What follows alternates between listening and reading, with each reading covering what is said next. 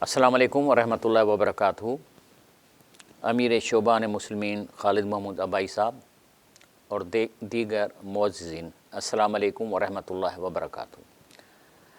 असल में ये मेरी जो प्रेजेंटेशन थी, ये शबान मुस्लिमीन का छठा कन्वेंशन जो 23 नवंबर 2025 को कराची में हुआ था, ये प्रेजेंटेशन मैंने वहाँ पे दी थी।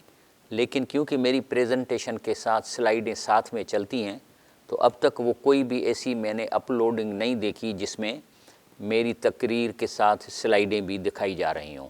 हाँ, किसी ने मेरी तकरीर को इंग्लिश में डब करके तो ज़रूर अपलोड किया है, लेकिन स्लाइडें दिखाना ज़रूरी है। इस वजह से मैं इसको दोबारा रिकॉर्ड कर रहा हूँ अपने स्टूडियो में, और इंशाल्लाह अगर ये आप मंजूर करेंगे तो इसको हम अपलोड कर देंगे। अल्हम्दुलिल्लाह रब्बिल आलमीन, अस्सलातु वस्सलाम अला रसूलिल करीम। असल में जो चीज़ है वो है कि इमाम शाफ़ी रहमतुल्लाह ने फ़रमाया है कि लैसल इल्म मा हुफ़िज़, कह रहे इल्म वो नहीं है जो आपने रट लिया हो या समझ लिया हो, लेकिन इन्नमल इल्म मा नफ़ा, बल्कि इल्म वो है जिससे आपको नफ़ा हो और आवाम को नफ़ा हो। असल इल्म वो है। इसी वजह से हुद्दल लिल मुत्तकीन के लिए मौलाना उबैदुल्लाह सिंधी ने कुरानी शऊर इनकलाब की तफसीर में इसका तर्जुमा ये किया है कि हुद्दल लिल मुत्तकीन यानि इंसाफ कायम करने वालों की रहनुमाई का काम करती है। कुरान के इस जुमले की बड़ी हिकमत है। क्या है? अब भी अगर किसी के नज़दीक कुरान हकीम पढ़ने का मकसद सिर्फ़ इंसाफ कायम करना नहीं, तो हकीकत में उसने कुरान नहीं पढ़ा, बल्कि मुनाफिकाना नमाज की तरह कोई दुनवी फ़ायदे के लिए कुरान को ढाल बनाया, चंदे के लिए या किसी के लिए। असल कुरान का मकसद है इंसाफ कायम करना। अब ये शुबान मुस्लिमीन में नया शामिल हुआ हूँ। मैं तंजीम इस्लामी में अमीर हल्का था कई सालों तक, और लेकिन आप अब ये सोचेंगे है क्या। मैं तो कहता हूँ कि डॉक्टर इसरार अहमद साहब से मैंने बैयत की थी। अब उसकी दो धारे बन गए हैं।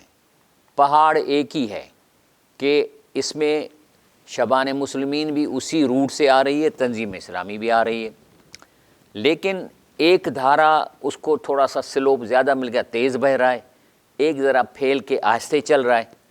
अब इसको समझने के लिए मैं आपको कुरान की आयत दिखाता हूँ। सूरतुल ताहा में आता है कि वमा अजलक अन कौमिक या मूसा। हुआ क्या कि मूसा अलैहिस्सलाम को कहा गया कि 70 सहाबा को लेके पहाड़ तूर पे आ जाओ और अल्लाह आपको वहाँ पे अपना किताब देगा। हुआ ये कि मूसा अलैहिस्सलाम उन अपने 70 सहाबा से आगे होकर तेज़ तेज़ पहाड़ पे पहले पहुँच गया। तो अल्लाह पूछता है वमा अजलक अन कौमिक या मूसा, आप अपने लोगों को पीछे छोड़ के पहले कैसे पहुँच गए? तो कहने लगा काल हम उलाए अला असरी, चीज़ें वो आ रहे हैं मेरे पीछे आ रहे हैं। वह अज्जल तो ले कि बाकी मैं इसलिए दौड़ के आपके पास पहुँचाऊँ रब्बी ले तरदा कि तुम मुझसे राज़ी हो जा। इसका मतलब ये है कि दीन के काम में जितनी तेज़ी की जाती है कि अल्लाह राज़ी हो। अब इसको तफसीर देखें। तफसीर कुर्तबी इसमें आया है कि वकाल कौम अराद बे कौम सबईन अल्लज़ीन अख्तारम, यानी अपने 7 सहाबा को लेके जा रहा था 70, जिसका वायदा किया था। कान मूसा लम्मा कुर्ब मिनल तूर, जब वो पहाड़ के करीब पहुंचा, सबकम शौकन, तो शौक में तेज़ तेज़ भागता पहले पहाड़ पे चढ़ गया, इला समा कलामुल्लाह, अल्लाह की बात सुनने के लिए। तो अल्लाह ने पूछा कैसे आ गए? बोला अल्लाह पाक में इसलिए मैंने जल्दी की है कि तू राज़ी हो जाए। यही काम सेट है मेरा। मैं समझता हूँ कि शबान मुस्लिमीन में मैंने देखा है कि राहें खुली हैं, रुफ़का बनाना आसान है, और मैं तेज़ी से ये काम कर सकता हूँ पिछले मनसब से। मिसाल के तौर पे अब हमने क्या किया है कि कुरान पाक के सिंधी में तर्जमे कराए हैं, और मैं अब ये गांव-गांव में जाकर उनको कहता हूँ कि देखो जी, अरबी तो तुम्हें अगर पढ़ भी लो फिर भी तू तर्जमा नहीं कर सकते, तर्जमा तो तुम्हें वैसे भी पढ़ना पड़ेगा। तो अब मेहरबानी करे तुम तर्जमे से आप लोगों को दर्स दो। दर्स देने की भी ज़रूरत नहीं, बल्कि लफ्ज़ी तर्जमा सिंधी में या उर्दू में लोगों को बता दो। इस तरह हल्के कुरान काम करो। इस तरह हम कोई 400-500 जगह पे पहुंच चुके हैं, उनको कुरान दिया है तर्जमे वाला, और उनको कहते हैं कि हमें पता है तुम अरबी सही भी नहीं पढ़ सकोगे, पढ़ोगे ज़ेर ज़बर की गलती करोगे, लेकिन आपका कुरान वो है जिसमें آپ سمجھ سکتے ہو، کیونکہ کلام اللہ کا مطلب ہے کہ اللہ آپ سے گفتگو کرنا چاہتا ہے۔ تو اس بنیاد پہ ہمارے رفقا بنتے جا رہے ہیں شعبان مسلمین کے، اور سورہ سندھ میں ہم یہ درس قرآن اس کے ترجمے میں چلا رہے ہیں۔ اس وجہ سے مجھے تیزی نظر آتی ہے، اسی وجہ سے میں اس میں شامل۔ لیکن تنظیم اسلامی بھی ہمارے بھائی ہیں، اس کی عزت اور اس کی ترقی مجھے دل سے پیاری ہے، لیکن مجھے اپنی اخری نجات بھی تو چاہیے۔ تو میں چاہتا ہوں کہ اللہ مجھ سے زیادہ نہ، تو مجھے اسی شوق میں جو ہوں وہ آگے بڑھ کے چلا ہوں۔ اب یہ جو لوگ آئیں گے تنظیم میں، کس قسم کے لوگ ہوں گے؟ جو مین کیریکٹر، جو مین لوگ ہوتے ہیں، اس کے لیے یہ ایک حدیث شریف ہے کہ رسول اللہ صلی اللہ علیہ وسلم نے فرمایا الناس معادن، کہہ رہے ہیں لوگ بھی معدن کی طرح ہیں، کمعدن فضہ و ذہب، جس طرح چاندی اور سونے کی کانیں ہوتی ہیں، سون نکلتا ہے۔ خیارہم فی الجاہلیہ، اس سونے چاندی والے اسپیشل لوگ اگر یہ جاہلیت میں ہوشیار ہیں، خیارہم فی الاسلام اذا فقہوا، اگر یہ قرآن سمجھ لیں گے تو اسلام میں اگر آ جائیں گے تو یہ بھی بہتر لوگ ہوں گے، کیونکہ لوگ بنے ہی بہتر ہیں، یہ ذہبی اور فضی لوگ بنے ہی بہتر ہیں۔ اب سوال ہے کہ یہ لوگ کون ہیں؟ مجھے قرآن پاک میں یہ خواص 7 قسم کے ملے ہیں، یہ ایک پھولوں کا دستہ ہے، اور اس میں جیسے اول البقیہ سورۃ الہود آیت 116، اول البقیہ کا مطلب ہے ایسے خاندانی لوگ جو خاندانوں سے ان کے اثر رسوخ ہیں، عوام ان کو جانتے ہیں۔ اول الطول اس کا مطلب ہے کہ ایسے لوگ جس کے ہاتھ لمبے ہوں، غریبوں کی مدد بھی کرتے ہیں یا نہیں کرتے، بہرحال ان کا اثر رسوخ ہے۔ اول العلم، علم والے لوگ جس میں عالم بھی آ جاتے ہیں، اور اس قسم کے اول النہا، ذہین لوگ، ذہین لوگ وہ لوگ ہیں جن کو اللہ نے ذہانت دی ہے، تھوڑی دیر میں، تھوڑے وقت میں، تھوڑی سی بات میں بہت سمجھ جاتے ہیں۔ اول الفضل والسعہ، وہ جن کے امیر لوگ ہیں، جن کی زمینیں ہیں، ان کے حاری ہیں، لوگ ان کو جانتے ہیں۔ اول القوہ، اول الباس، بہادر لوگ، جان فشان لوگ، طاقتور لوگ۔ اول العزم، یہ وہ لوگ ہیں جن میں استقامت کوٹ کوٹ بھری ہوئی ہے، جب یہ کوئی چیز چاہیں یہ کرنی ہے تو پھر اس پہ جم جاتے ہیں۔ یہ سورۃ الاحقاف آیت 35 سے آپ دیکھو گے سلائیڈ میں کہ سارے ہی میں نے قرآن سے، تو یہ ہیں وہ لوگ جو سونا اور چاندی معدن ہیں، لیکن اگر یہ اسلام میں آئیں گے تو اسلام میں بڑا کام کریں گے۔ اب یہ جو ہے یہ 7 قسم کے لوگ، اگر ان کو قرآن پہنچ گیا اور قرآن ان تک پہنچ گیا تو یہ بن جائیں گے شیر خدا۔ قرآن کیا کہتا ہے؟ الذین یستمعون القول، جو بھی اللہ کے قرآن کو توجہ سے سنے گا، فیتبعون احسنہ، اور پھر بہترین طریقے سے اس پر پیروی کرے گا، اولئک الذی ھداھم اللہ، تو یہی تو وہ لوگ ہیں جنہیں اللہ نے ہدایت عطا فرمائی، ہم واولئک ھم اولو الالباب، اور یہی عقل مند لوگ ہیں۔ یہ جو 7 قسم کے سونے چاندی والے لوگ ہیں، ان کو اللہ کہتا ہے اولو الالباب۔ کام ان کا کیا ہے؟ ظلم کو مٹانا اور مظلوم کی مدد کرنا، سورہ نساء آیت 75، مال و جان سے جہاد کرنا، سورہ توبہ آیت 49، کفار منافقوں سے جہاد کرنا، سورہ تحریم آیت نمبر 9، اور یہ شیر خدا، ان کو ملیں گے جنت کے بڑے درجے۔ لیکن ایک اور بھی طبقہ ہمارے پاس ہے جو ان 7 لوگوں سے باہر ہے، ان میں وہ قوت، وہ طاقت، وہ سمجھ نہیں جو ان اسپیشلی سونے چاندی والے معدن والے لوگ ہیں، لیکن پھر بھی معاشرے میں رہتے ہیں۔ لیکن پھر کیا ہے؟ اللہ کیا کہتا ہے ان کے بارے میں؟ لیس علی الضعفاء ولا علی المرضى ولا علی الذین لا یجدون ما ينفقون حرج۔ 3 قسم کے لوگ ہیں، ضعیف ہیں، دوسرے ہیں کہ بیمار ہیں، تیسرے وہ کہ دن کو کمائیں گے تو رات کو کھائیں گے، تو باہر نکل کے کوئی بڑا کام نہیں کر سکتے، لیکن ان کو کیا کرنا؟ اذا نصحوا للہ ورسولہ، تو ان کو تبلیغ کر رہی ہیں اللہ اور اللہ کے رسول کی۔ اور تبلیغ کا طریقہ کون سا ہے؟ بلغوا انی ولو آیت، ایک آیت بھی اگر ان کو عربی نہیں آتی تو ترجمے کی ایک آیت ان کو کام ہے، محلے میں کسی کو بلا کے بتائیں کریں۔ اور پھر اللہ کہتا ہے ما علی المحسنین من سبیل، پھر ان پر کوئی الزام نہیں ہوگا، واللہ غفور رحیم۔ تو اصل میں یہ اصحاب المیمنہ اس کو بولتے ہیں، حقیقی معذور مسکین لوگ، دن کو کمایا تو رات کو کھایا، سورہ توبہ آیت نمبر 92، مریض سورہ توبہ آیت 91، ضعیف بزرگ العمر، یہ نابینا سورۃ الفتح 17، جسمانی ایپ اپاج سورۃ الفتح آیت نمبر 17۔ تو یہ بھی قرآن سے گزریں گے، ان تبھی قرآن پہنچا، لیکن یہ تبلیغ کریں گے اپنے پڑوس میں، آیت پہنچائے کہ یہ محسنون ہے، اللہ تعالیٰ ان کو بھی جنت دے گا۔ لیکن ایک ایسے لوگ ہیں جو جھوٹے موٹے معذور بن جاتے ہیں اور کام معذور وارا کرتے ہیں۔ وہ ہے رضو بھی ان یکونوا مع الخوالف، یہ راضی ہو گئے اس پر کہ پیچھے رہ جانے، یعنی سابقون ہیں یہ، لیکن یہ جھوٹے موٹے معذور بن جاتے ہیں اور پیچھے رہ جاتے ہیں۔ طبع علی قلوبہم فہم لا یفقہون، اور ان کے دلوں پر مہر لگا دی گئی ہے تو وہ کچھ نہیں سمجھتے۔ یہ کون ہیں، یہ کون سے بہانے کرتے ہیں، سارے قرآن سے نکالیں۔ اس سلائیڈ میں آپ کو نظر آئے، سفر دور ہے سورہ توبہ 42، گرمی ہے سورہ توبہ 81، گھر اکیلا ہے احزاب 31، بیٹھ کر تبلیغ کریں گے سورہ توبہ 86، مال و جان کا خوف ہے ہم نہیں کر سکتے سورہ یونس 83، اکثر امیر لوگ ہیں اور اس کے بعد پھر کہتے ہیں ہمیں مصیبت میں نہ ڈالیں سورہ نساء 91۔ تو یہ قرآن کا فہم نہیں حاصل کرتے، اس وجہ سے یہ نقلی معذور بن کے بیٹھے ہیں، اور یہ ہیں شیر لیکن بھیڑ کی کھال لگا کے کہتے ہیں میں، اور جہاد کے مقابلے مقامی تبلیغ مانگتے ہیں، اور تبلیغ پہ نکلیں گے وہ کام کریں گے لیکن نہیں المنکر نہیں کریں گے، ان کا فیصلہ اللہ کرے گا۔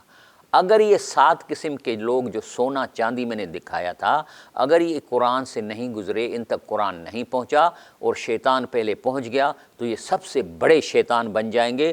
اللہ فرماتا ہے کذالک نطبع علی قلوب المعتدین، اللہ ان حد سے گزرنے والوں کے دلوں پہ ٹھپا لگا دیتا ہے اور یہ شیطان بن جاتے ہیں۔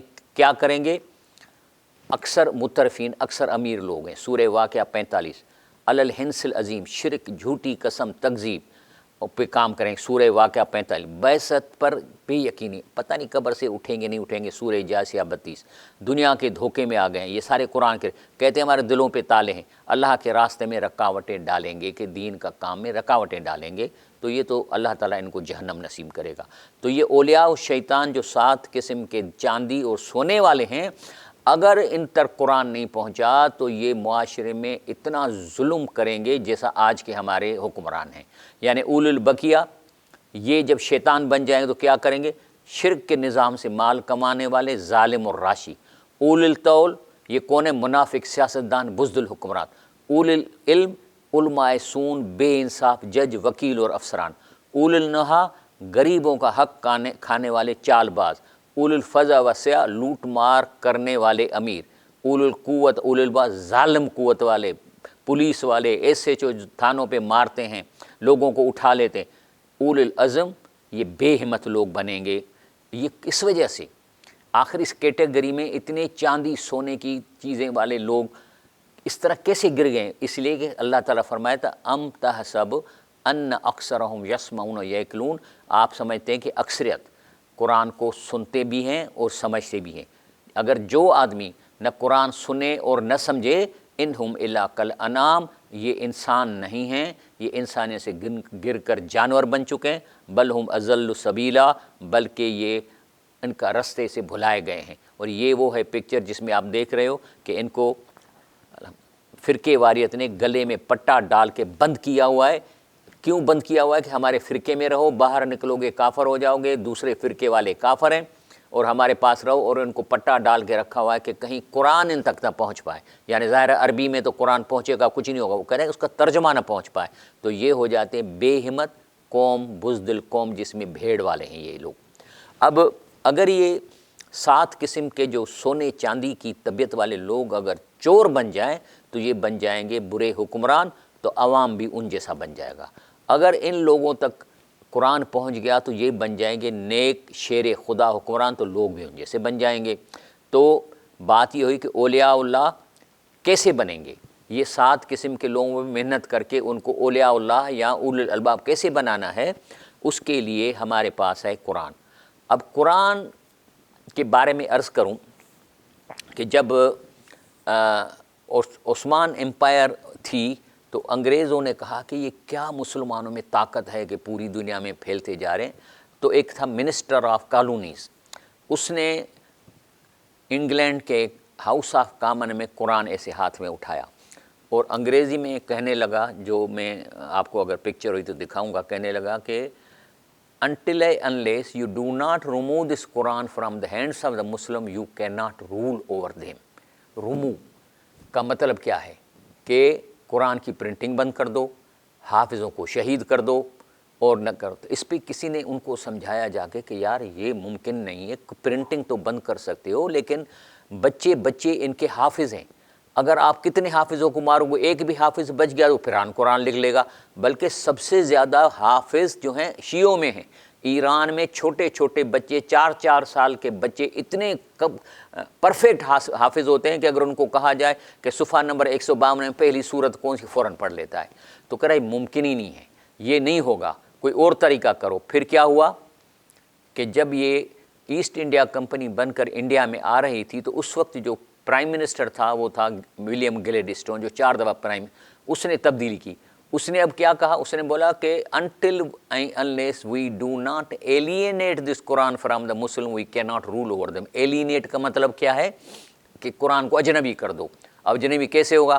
اس لیے کہ انڈیا، پاکستان، افغانستان میں اور شیعوں میں فارسی اور اردو اور ہندی چلتی ہے، عربی تو ان کو کسی کو نہیں آتی۔ تو آپ ایسے کرو کہ ایسے مولوی تیار کرو جو ان کو کہیں کہ تم صرف تلاوت کرو، لیکن اس کی معنی تک پہنچنے کی آپ کو ضرورت نہیں ہے، بلکہ اگر قرآن کا ترجمہ کرو گے تو گناہ گار ہو جاؤ گے۔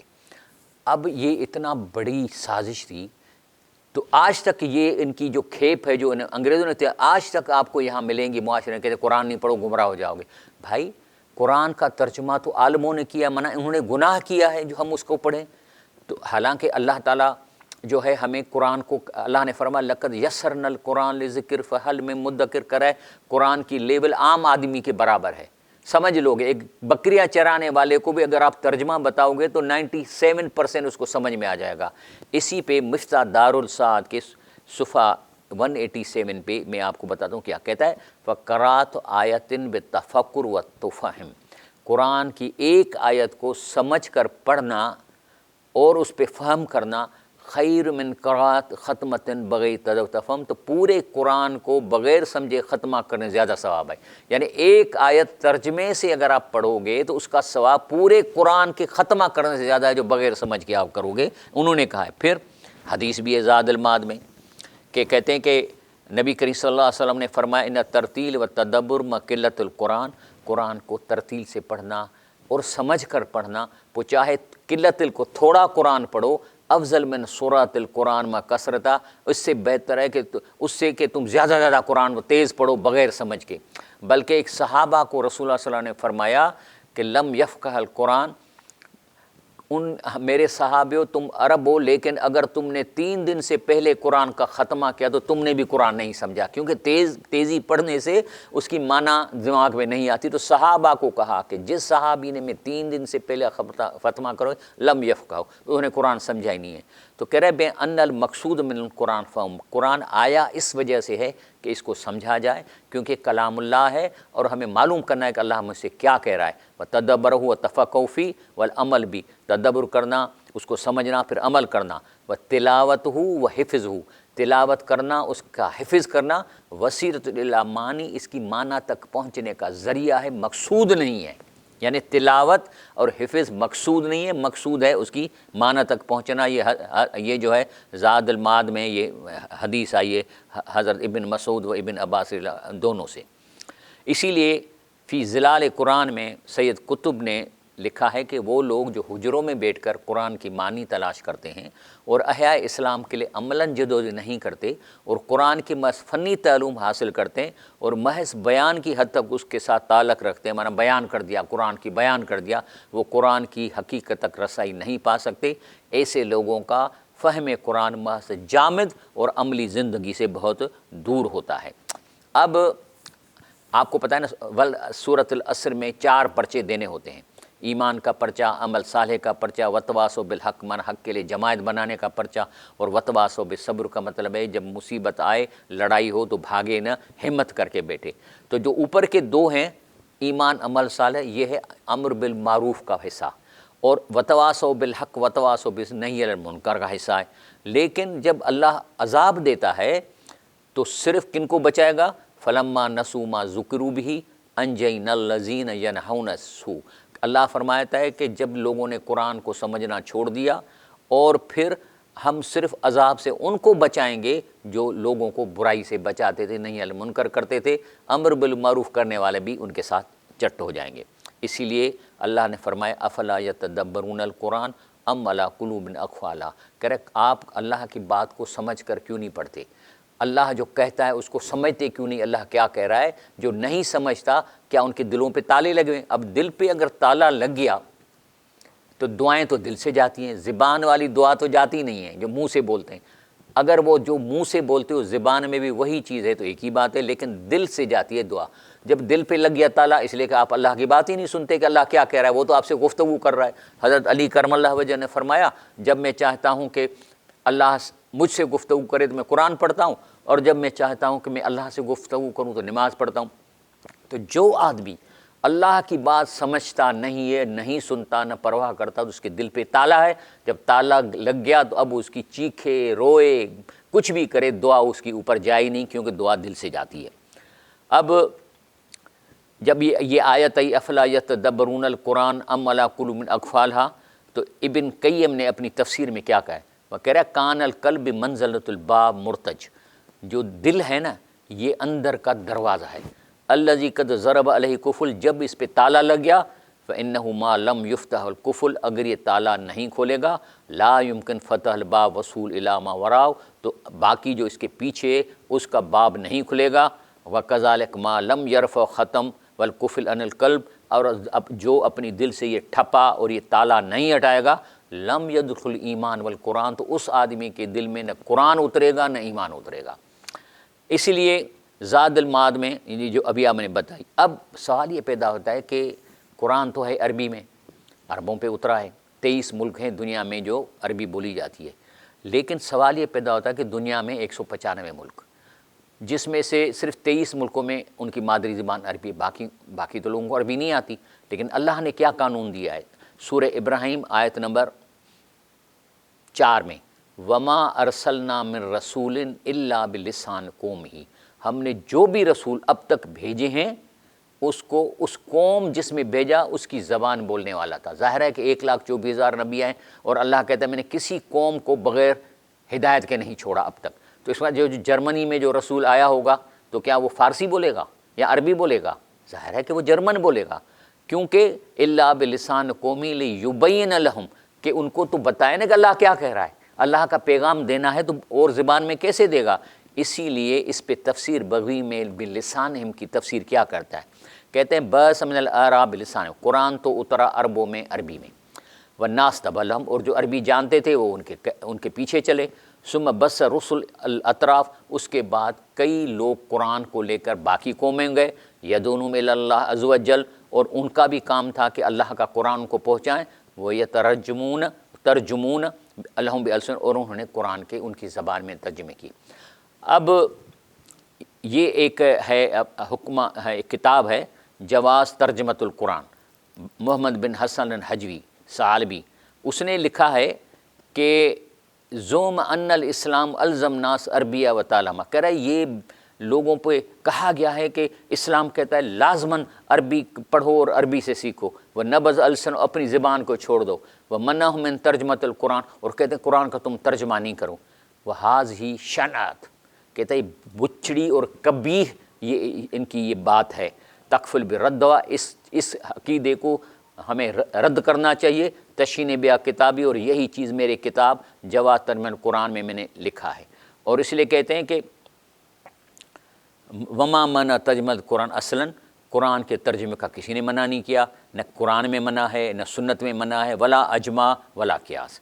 ابھی اسی لیے نبی کریم صلی اللہ علیہ وسلم جب فرمایا بلغوا انی ولو آیۃ، تو اس کا مطلب ہے کہ کیا کرنا ہے۔ پہلی ٹرانسلیشن قرآن کی کس نے کی تھی؟ حضرت سلمان فارسی نے۔ کب کی تھی؟ وہ کی تھی رسول اللہ صلی اللہ علیہ وسلم کے سامنے، رسول اللہ کے زمانے میں سلمان فارسی نے ترجمہ کیا سورہ فاتحہ کا اور کا، یہ 7 اس کے بعد اول ترجمۃ القرآن کریم باللغۃ السندھیہ کانت عام 884 میلادی، یعنی 884 عیسوی میں پہلا پورا ترجمہ قرآن کا سندھی میں ہوا۔ ہمارے جو اکابر اور جو ہمارے صوفی گزرے ہیں، بزرگ گزرے ہیں، انہوں نے بھی یہی لوگوں کو کہا ہے کہ آپ لوگ جو ہے قرآن کو سمجھ کر پڑھو۔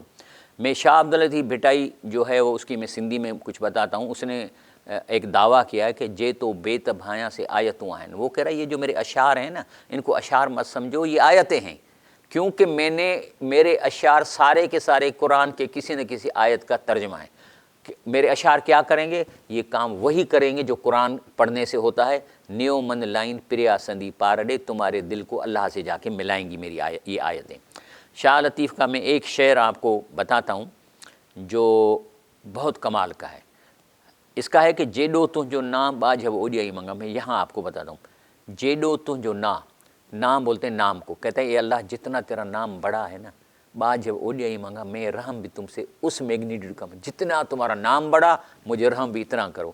رے تھمبے رے تھونے، تھمب بولتے ہیں پلر کو، کہ تم نے بغیر پلر کے بغیر رسوں کے تو چھپر تو چاہے پورا کائنات اوپر ٹانگ دیا ہے۔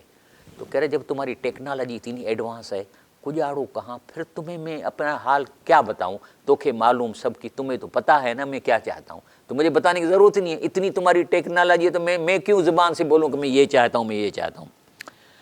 اب یہ ہے کہ یہ ایک اسٹڈی ہوئی ہے یونیورسٹی آف پینسلوینیا نے، انہوں نے اسٹڈی کی ہے کہ قرآن 114 زبانوں میں ترجمہ ہو چکا ہے۔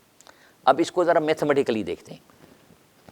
اچھا، پوری دنیا میں جو یو این اے میں ملک ہیں 195 ہیں، جس میں انگریزی بولنے والے 22 ہیں، فرینچ بولنے والے 29 ملک ہیں، جرمن 6 ملک ہیں، اٹیلین 5 ہیں، تو عربک اسپیکنگ 23 ہیں، یہ ٹوٹل ہو گئے 85۔ اب عربوں کو تو عربی میں قرآن ہے، باقی جو 4 قومیں ان کو 4 قرآن چاہیے، انگلش میں اور فرینچ میں، جرمن اٹلی میں، تو ٹوٹل 85 ملکوں کو قرآن پہنچ کر ٹوٹل کریں۔ 195 سے 85 مائنس کریں تو باقی بچ گئی 110، تو 110 اور 4 وہ تو 114، تو مطلب ہے کہ قرآن ہر ملک میں ہر زبان میں پہنچ چکا ہے۔ کوئی بھی ملک ابھی خالی نہیں جہاں قرآن ان کی زبان میں ترجمہ نہیں پہنچا، اسی لیے ہر قوم کو قرآن ان کی اپنی زبان میں پہنچ چکا ہے۔ اسی لیے اللہ کہتا ہے کہ وما کننا معذبین حتی نبعث رسولا، اللہ کہتا ہے میں ایسی قوم کو عذاب کیوں دوں گا جہاں میرا رسول نہیں پہنچا ہے، میرے رسول کی تعلیم نہیں پہنچی۔ جب قرآن پہنچ گیا تو اب ان سے حساب ہوگا کہ بھائی تمہارے پاس اللہ کا قرآن تمہاری زبان میں پہنچ چکا ہے۔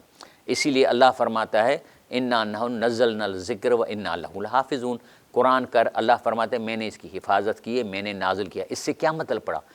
It is interpreted as referring to the finality of prophethood, یعنی اس آیت کی وجہ سے ہم کہہ سکتے ہیں کہ رسول اللہ صلی اللہ علیہ وسلم آخری نبی ہیں دنیا میں۔ کیوں؟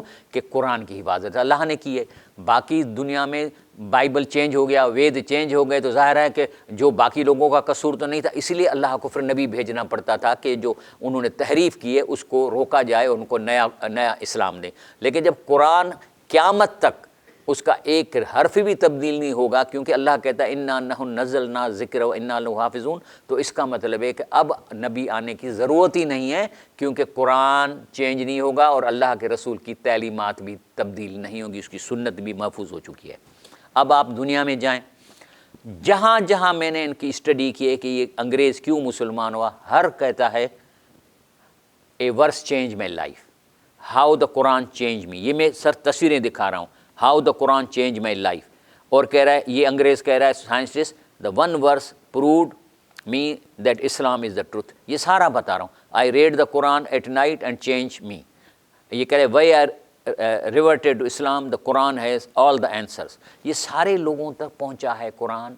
بلغوا انو اول آیت، یعنی ان کے اپنے ترجمے میں جرمن لوگ مسلمان ہو رہے ہیں، سائنٹسٹ مسلمان ہو رہے ہیں، تو اسی وجہ سے یہ ہو رہا ہے۔ اب ہم آگے کلوز کی طرف جا رہے ہیں۔ صابرین کس کو بولتے ہیں؟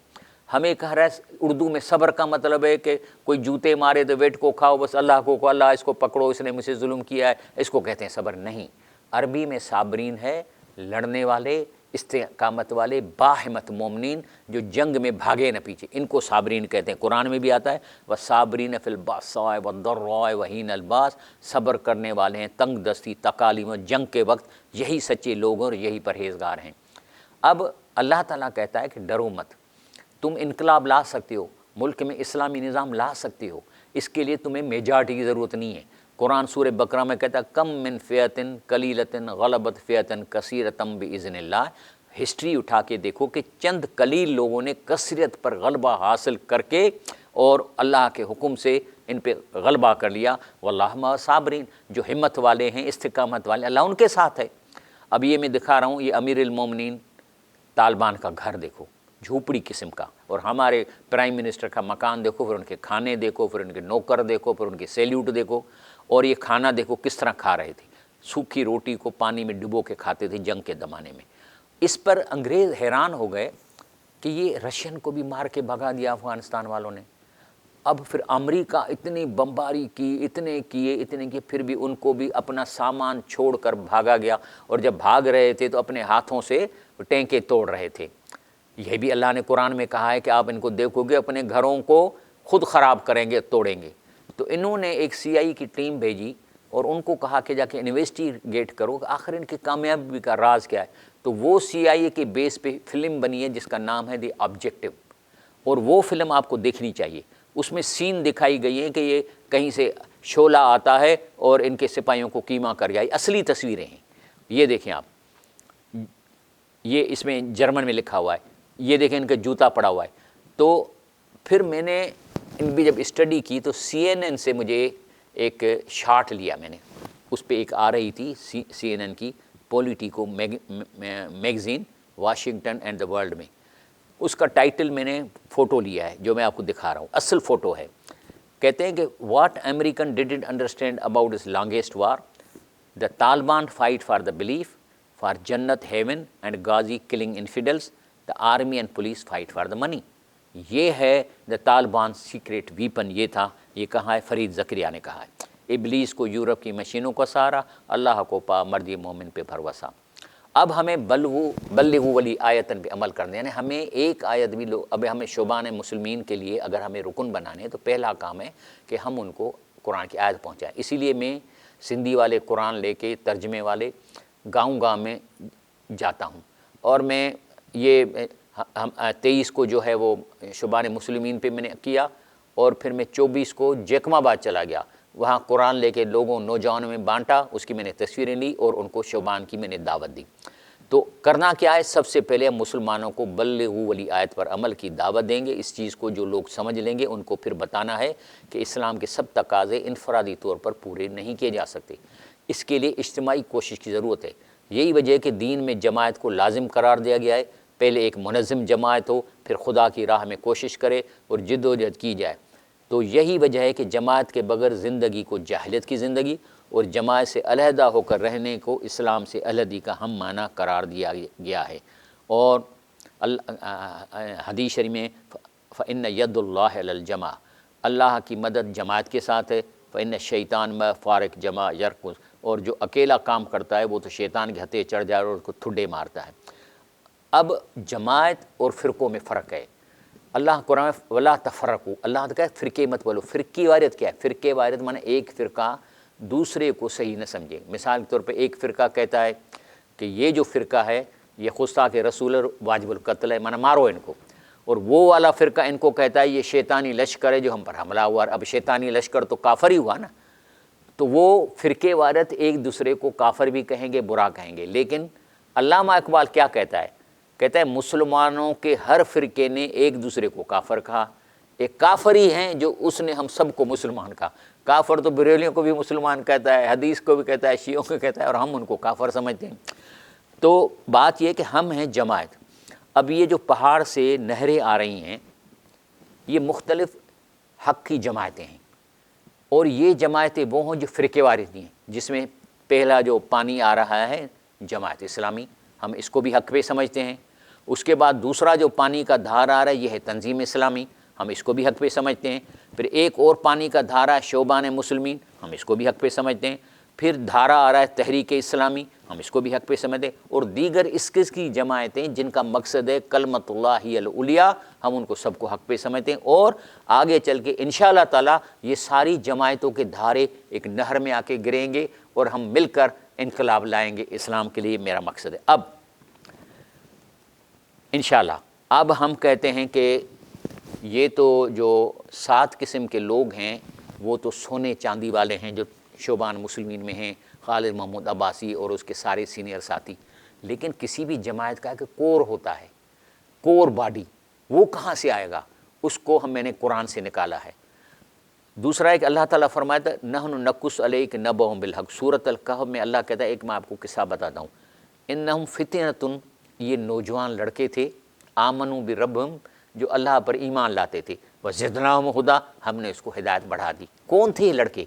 اس زمانے میں وہاں مورتیاں لگی ہوئی تھیں اللہ کے ولیوں اور بزرگوں کی، جو ہندوؤں کا کانسیپٹ ہے۔ کہتے تھے کہ یہ مورتی جو ہے فلاں بزرگ کی ہے، اور وہ اس سے مانگتے تھے اور کہتے تھے کہ یہ مورتی اس بزرگ تک آواز پہنچا دی جنت میں۔ ہندو بھی یہی کہتے ہیں۔